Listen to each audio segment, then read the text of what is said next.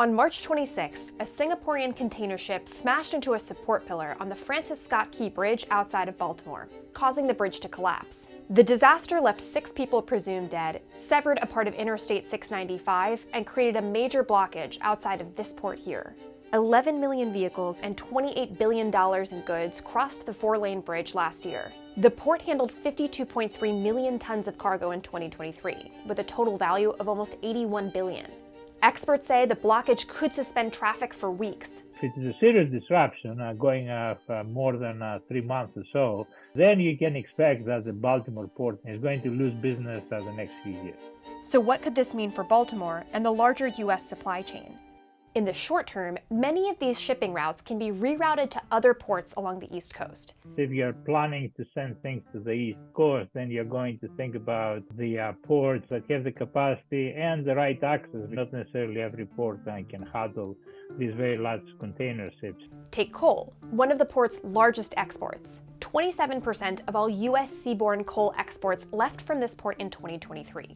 But coal can thrive in different ways. It can go with rivers, and if it can go on barges, then it will probably end up somewhere in the south.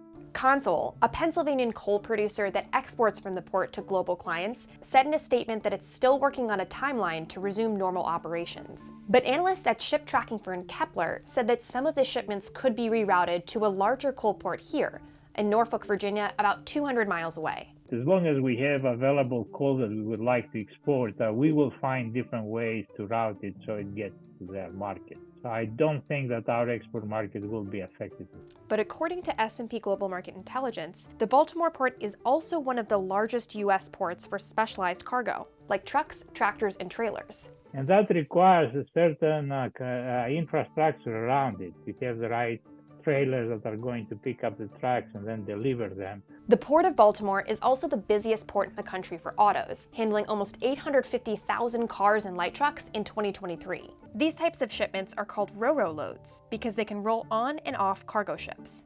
Cars and car parts from Europe and Asia were often shipped here because the Baltimore port is equipped with the infrastructure to easily move them around. Experts say that the Port of Norfolk and the Port of New York and New Jersey could take some rerouted shipments, but they both have limited capacities. GM said in a statement that it expects minimal impacts to its operations. Ford also said that it had secured shipping alternatives, but declined to mention what they were. Other automakers might not have to reroute at all. BMW and Volkswagen can avoid a port closure because they rely on a terminal that sits south of the bridge and isn't affected by the collapse. The collapse also impacted routes that went over the bridge, a key connector in the southern stretch of Interstate 695. An average of 34,000 vehicles, including nearly 4,900 trucks, travel the bridge each day in 2023, many of which will now need to be rerouted to the nearby I-95.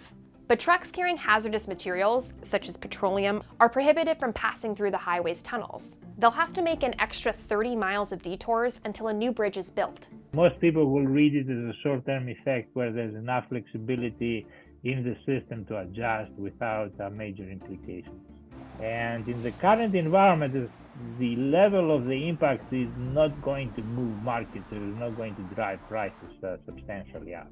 But Baltimore's local economy is likely to be affected. Secretary of Transportation Pete Buttigieg said that $100 to $200 million in value comes through the port daily. Additionally, $2 million in wages will be affected by the port each day. Experts are still trying to determine how long it'll take to clear the river for shipping traffic and rebuild the bridge. It took 5 years to build the bridge in the 1970s, and it could take years to rebuild today. But experts say that the port's closure won't affect global markets. Shipping companies have learned to react really fast to that, especially in rerouting around ships. We learned that with the pandemic, we learned that with the Suez Canal and the Panama Canal and so on. And President Biden has promised to rebuild the bridge, although it wasn't immediately clear where the funds would be coming from. The East Coast ports have been affected the last few months seriously by everything else that happened. The result, the West Coast now is becoming more attractive.